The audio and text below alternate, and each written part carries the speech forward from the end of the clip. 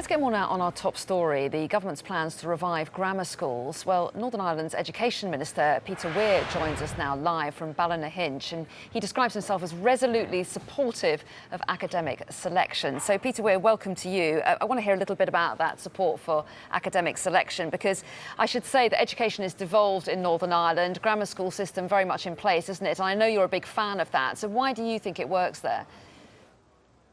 Well, I think it has led, I think, to better results in Northern Ireland. It's something that we've retained. While there's been some who've sought to remove academic selection, there's an enduring popularity of academic selection and of the grammar school system in Northern Ireland, with the end result that consistently Northern Ireland has achieved the greatest level of academic success of any part of the United Kingdom. The most recent figures, which were out only a couple of weeks ago, so we're about 6% ahead in terms of A-level results, and around about 12.5% ahead when it comes to 5 good GCSEs. So it's a proven system, both in terms of the popularity and indeed in terms of the results. Well, yes, and a lot of people wouldn't dispute those results, that they're very impressive and that grammar schools do tend to do very well. But what they question is whether it's the poorest people who benefit. Well, I think there's 2 points in relation. I mean, first of all, don't forget those results are for all schools in Northern Ireland, both the grammar schools and other post-primary schools, which are non-selective in nature. So, you know, I'm not just talking about grammar school results, but also from that point of view, with the greatest level of social mobility of anywhere in the United Kingdom in Northern Ireland, with many people from disadvantaged backgrounds going on to university. And also, I think, as the Prime Minister pointed out to herself today, there is actually selection happening in many areas of other parts of the United Kingdom, but it's selection by those who have actually got the money to, in terms of house prices, indeed, to be able to move nearest to the best possible schools, and indeed through the public school system.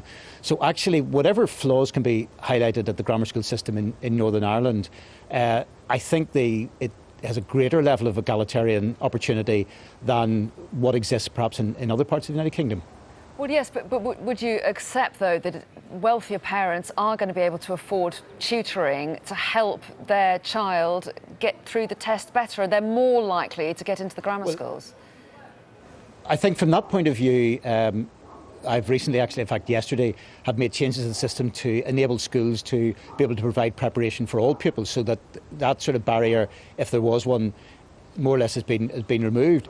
But again, if we're talking about the advantage that money gives in terms of education, at least, you know, whereas that's something that can never be entirely eliminated, at least in Northern Ireland, it's on the basis of academic ability, rather than the ability of the parent to pay for a place, for instance, in a public school, to pay sort of effectively for a private position on that basis, or indeed to buy the most expensive housing near the best possible schools. So, you know, what I'm saying is whatever flaws are there within the system from that point of view, they are less in Northern Ireland as a result of academic selection than they are potentially in other parts of the United Kingdom.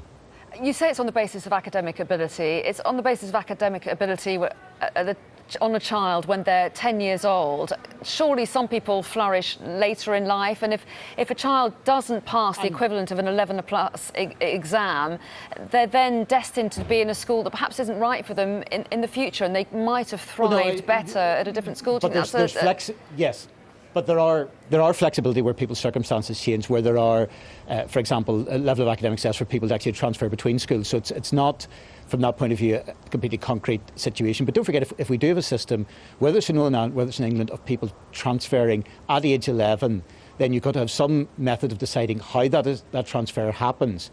There will, in that sense, be selection, because there are schools which are oversubscribed, schools that are very popular, schools that are very successful. Now, the point ultimately, though, is, at least I believe it is a fairer system for that selection to be on the basis of the ability of the individual rather than the ability to pay. And I think that is at least where you can point out any level of flaws within any system on it, where at least they are minimised in Northern Ireland compared to the alternative. How worried would you be if a child of yours didn't get into the grammar school in your local area? Well, I'm trying to say I don't have any children, but from that point of view, you know, we have very successful schools, both grammar schools and non-grammar schools in Northern Ireland. We provide a first-class education, and my desire as Education Minister is to try to ensure that every child gets a good education. We are seeing a level of success in that in Northern Ireland, not simply at the grammar schools, but across the system. And the system actually does work fairly well in Northern Ireland. And indeed, the results and indeed the popularity of those taking part in the transfer tests prove that. OK, Peter Weir, very interesting to get your take on it. Thanks very much indeed.